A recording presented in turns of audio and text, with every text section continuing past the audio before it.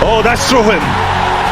যখনই মোস্তাফিজুর রহমান ছন্দে থাকেন তখনই আইপিএল যেন তাকে ফিরে চায়। বাঁহাতি এই পেসার টি-20তে বিশ্বের সেরাদের একজন। এবারও তিনি আলোচনায় কোন দলের জার্সিতে নামবেন তিনি। ইঙ্গিত জোরালো ফিরতে পারেন নিজের পুরনো ঘরে দিল্লি ক্যাপিটালসের হয়ে। দুবাই ক্যাপিটালসের হয়ে খেলার ডাকও যেন দিল্লিরই দূতাবাস। ফ্র্যাঞ্চাইজির নজরে আছেন ফিজ, আর দিল্লির মাটিতে তার পুরনো সাফল্য সেই সম্ভাবনাকে করছে আরও উজ্জ্বল। সবকিছু মিলে আইপিএল 2026-এ ফিজকে ঘিরে উত্তেজনা এখন তুঙ্গে।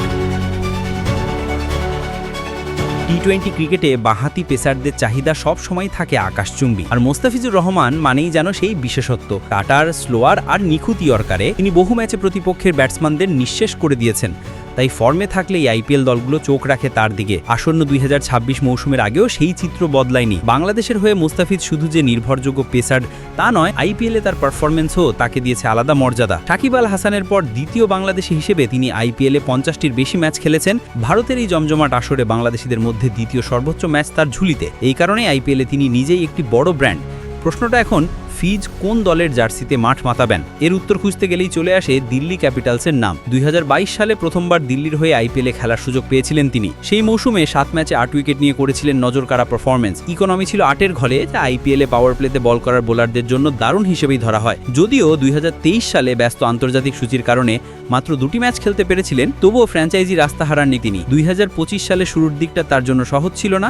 শুরুতে দল না পেলেও মাঝপথে দিল্লির পরিকল্পনায় ফিরেছিলেন মোস্তাফিজ। এবারও তেমন কিছু ঘটার ইঙ্গিত মিলছে, কারণ তিনি ডাক পেয়েছেন দুবাই ক্যাপিটালসের হয়ে খেলার, আর এই দলের মালিকানাই দিল্লির ফ্র্যাঞ্চাইজির হাতে। অর্থাৎ দিল্লির নজরে তিনি এখনও আছেন। দিল্লির মাটিতে বোলারদের ভূমিকা বরাবরই গুরুত্বপূর্ণ। ইতিহাস বলছে এই মাঠে অভিজ্ঞ এবং বুদ্ধিদীপ্ত বোলারাই বেশি সফল হন, আর এই জায়গায় মোস্তাফিজুর রহমান একেবারে মানানসই। অতীতে এই মাটিতেই দিল্লির হয়ে সাফল্য পেয়েছেন তিনি। কাটার আর ভেরিয়েশন দিয়ে তুলে নিয়েছেন গুরুত্বপূর্ণ উইকেট। তবে সবকিছুই নির্ভর করছে নিলাম এবং ফ্র্যাঞ্চাইজির কৌশলের ওপর। দিল্লির পাশাপাশি আরও কয়েকটি দল নজর রাখতে পারে তার ওপর, কারণ টি-20তে অভিজ্ঞ এবং ফর্মে থাকা বাঁহাতি পেসারের চাহিদা সবসময় বেশি। আবারও যদি দিল্লির হয়ে মাঠে নামেন তবে অবাক হওয়ার কিছুই থাকবে না।